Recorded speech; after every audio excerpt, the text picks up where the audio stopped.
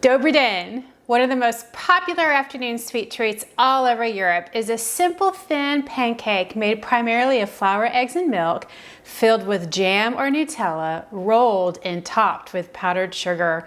While these satisfying sweet delights have different names like crêpe and slightly different recipes, today I'm very pleased to share the Czech version called Palačinky.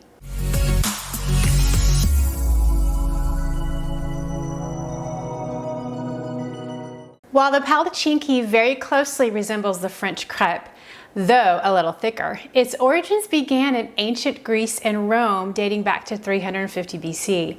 The word Palačinky comes from the Greek word plakos, meaning flatbread. These simple flatbread pancakes exist all over Eastern Europe and even the world, from Argentina to Japan. For this very simple recipe, you only need all-purpose flour, salt, milk, eggs, a little butter, and then a little oil for cooking.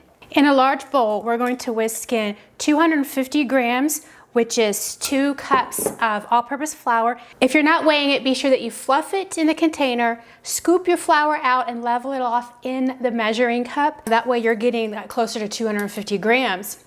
So the reason that we're sifting this is because the batter is thin, and sifting it breaks up the lumps in the flour and aids in soaking up the liquid. Then we're going to whisk in 1/4 teaspoon of salt. Sugar is not commonly added in the Czech version, but you could of course add about 3 tablespoons of sugar to this recipe for a sweet Palačinky. But once you add all the sweet ingredients on top, you're not going to need any more sugar. It's a very sweet dessert. So then I give it a quick whisk, and then we're going to set it aside. In a large measuring cup or bowl, medium-sized bowl, we're going to pour in 585 milliliters of milk, and 585 milliliters is 2 1/4 cups plus 1 1/2 tablespoons. I know that's so precise, but I weigh it and then I measure it out for you so exactly how much to use. We're gonna crack 2 eggs, and I like to crack mine in a separate bowl just to make sure I don't get there you go, a shell in it like I just did. And also so that we make sure that we don't put a bad egg. Then all this milk that we just poured, give it a quick little beat, and then we're gonna add our second one. And then we're just gonna pour that into the milk as well. And then give your milk with the eggs a good stir and whisk just to make sure they're well combined. So the total eggs is like 100 to 120 grams, and that is 50 to 60 grams each, and that's typically how much a large egg weighs. So as long as you use 2 large eggs, you're fine. If you wanna weigh them out, it's between 100 and 120 grams. So make a well in the middle of your flour and salt mixture. Gradually pour in the milk and eggs, and begin to stir. You're just going to use a whisk. And once you get the milk poured in and beginning the whisking stage, okay, we're gonna stop stirring for a moment, and we're gonna pour in 1 tablespoon, which is 14 grams of melted butter. Then continue to blend until the batter is very smooth. Mixing in the butter after adding the dairy and the eggs prevents the cold milk, because everything is cold here except for the butter. It keeps the butter from solidifying. You want to whisk to get the lumps out. Okay, your batter should resemble the thickness of heavy whipping cream. That looks like heavy whipping cream to me. We want the batter to be thicker than a French crêpe, but thinner than an American pancake. And if you have a few extra lumps in there, just work it out. We're gonna stir this again before we actually cook the crepes anyway, so just try to get as smooth as you can for now. Batter is good. I'm gonna cover the batter, and we're gonna let it rest at least 30 minutes minimum. You probably don't have to do this, but what I've found and what I think works best is allowing the batter to rest. Just helps give it a little bit of time for that gluten to develop, and it makes the batter a little more cohesive when you go to pour it in the pan. The great thing about this batter is that you can let it rest in the refrigerator overnight, so you can make this before you go to bed, and then in the morning you can wake up and you can make your Palačinkies, and it takes a few minutes per Palačinky, and you can have your breakfast, and it's or a snack. Allowing this to rest a minimum of 30 minutes, but overnight is totally fine. Heat a non-stick 10-inch skillet on medium-high heat. Your skillet is hot enough when a splatter of water sizzles in the skillet, so I usually keep a small bowl of water beside me until my skillet is heated. I have a bowl of 1 to 2 tablespoons of avocado oil, but any neutral oil will work. And you're just going to lightly brush your pan, and the pan should be non-stick, so you don't really need much oil in there. Okay, notice our batter has separated a little bit, so we want to whisk it to make sure that it is again all mixed in together. And you may need to whisk it several times as you're making your palachinkis to keep that batter smooth. So take your pan, remove it from the heat. You need a 1/4 to 1/3 cup measuring cup, and that's how much batter we're gonna put in our skillet. Pour the batter in the skillet and swirl the batter around in the skillet so that it reaches that 10 inches in diameter circle. Place the skillet back on the burner to allow your palachinki to cook. And we're gonna need about 2 to 3 minutes on this side. Check the underside of your palachinki. If it's brown like that, it's time to flip it over. So then just use a spatula. You're gonna let it cook for about another minute or two until it also browns. Okay, palachinki's done. Notice how nice and flimsy and hot it is, and you could eat it right now if you wanted to. I like to place each of my palachinkis on a foil-lined flat plate so that it cools flat, and we're gonna continue to cook and stack them as we bake them. And I keep another piece of foil on top just to keep it warm. As we did before, you want to lightly brush your skillet with a little bit of oil. Remove the skillet from the heat. Scoop out 1/3 cup of batter. It's important to swirl the batter around as you place it in the pan.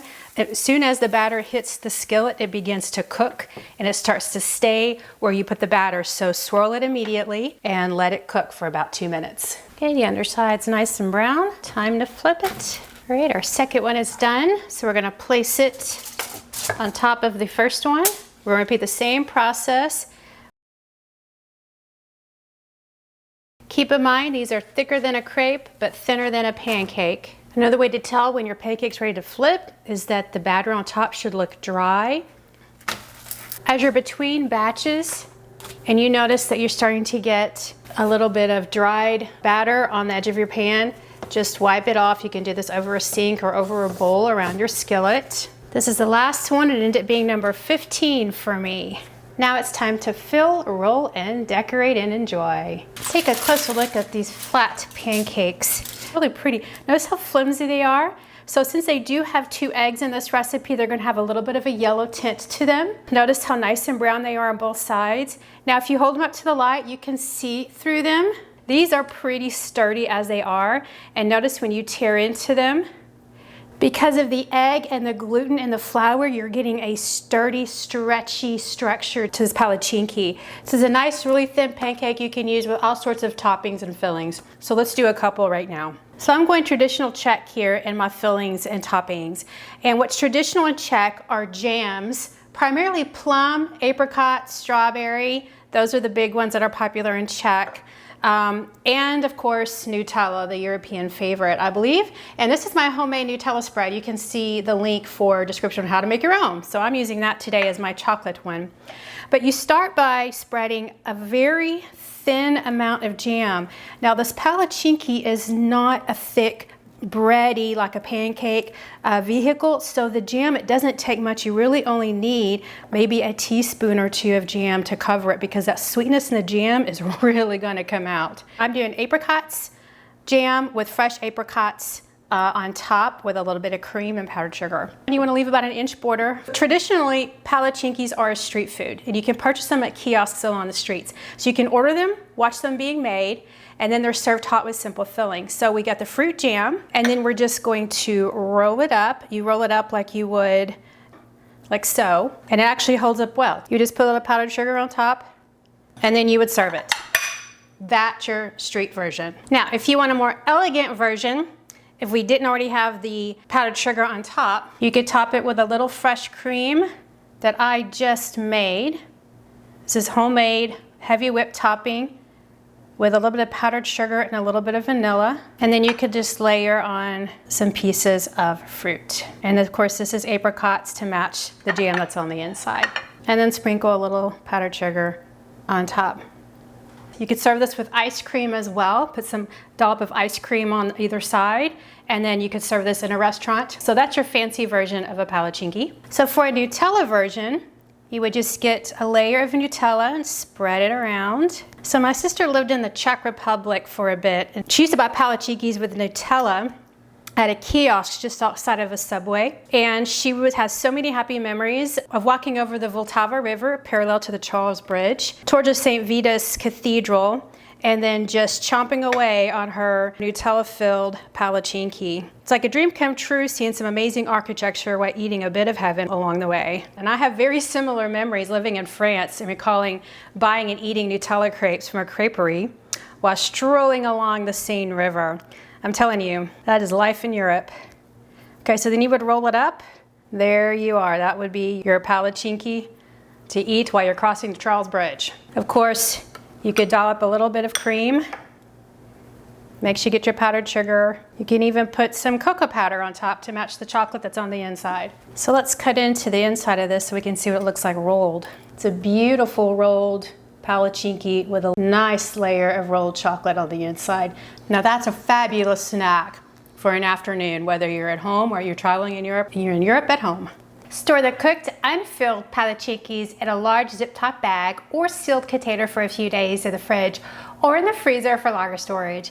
Heat desired number in the microwave just until warm. Fill and top as desired. Since Palačinkys are very simple pancakes, you can eat them with sweet or savory fillings, including meat and cheese. While savory Palačinkys are not common in Czech, they do lend themselves very well to savory fillings and toppings. Hey, that's the beauty of cooking your own food, right? Do what makes you happy. Thanks for watching, liking, and subscribing. Until next time, go bake the world. Ahoy!